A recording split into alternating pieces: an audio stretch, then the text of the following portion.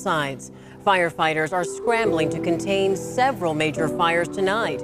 Just into our newsroom, we are learning of another fire erupting, this time in Sylmar in the San Fernando Valley. Extremely strong winds are fanning the dangerous and potentially deadly flames.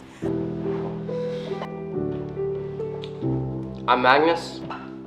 Hi, I'm Daniel. My name is Nicholas Holloway. I'm the leader of the group. I'm the innovator. I'm the media manager. And this is Woody. Woody.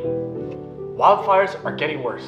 Every year, homes are lost, lives are at risk, and millions of dollars goes up in smoke. But what if I told you that we could slow them down, right at the source?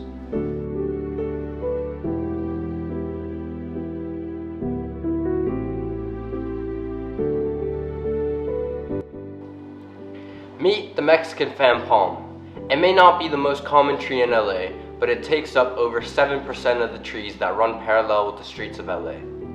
The Mexican fan palm, however, is very dangerous.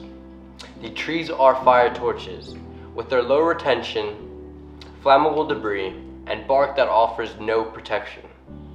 When wildfires start, these trees don't only engulf in flames, but also spread the flames.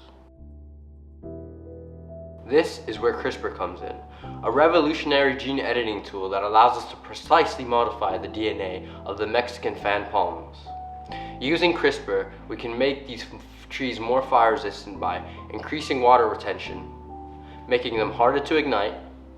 We can reduce flammable debris, making the spread of fires less efficient.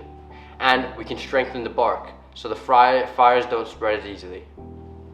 The current fire prevention methods, like the Wasp Wildfire Protection Kit, which is an exterior sprinkler system that can be remotely activated, or Falls Check, which is a long-term fire retardant that reduces flammability of vegetation until substantial rainfall, or the Dryad Network's tree-mounted sensors, which technically are not prevention. However, they are early warning systems that can allow for accurate wildfire data to be collected that helps against wildfires. And competition in this market would be almost futile. These companies and their products have almost complete market control and bring in millions of dollars a year. The current market is dominated by large corporations, which would be hard to compete with traditional fire prevention methods for state and federal funding. However, our genetically modified trees would not be in the same competition as these companies, but however, it would take a limited share of state funding.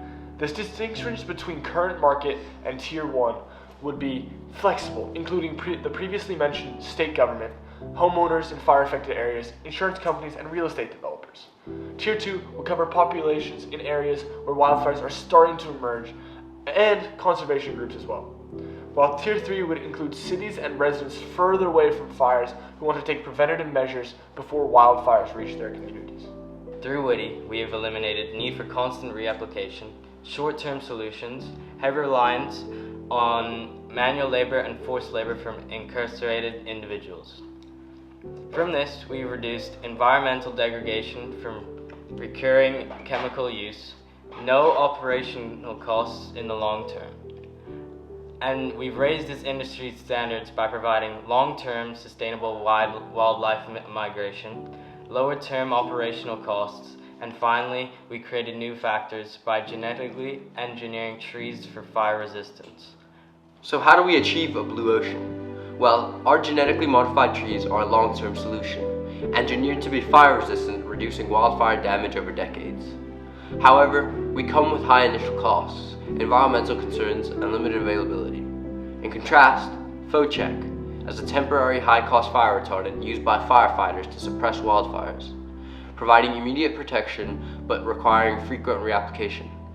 While FOCHEC is widely available and scalable, it has environmental risks associated with chemical residues such as the contamination of water and ammonia. Adding on, firefighters are risking their lives to apply the FOCHEC, which they will not with Woody. Thank you for listening. This is Woody. Woody. Woody.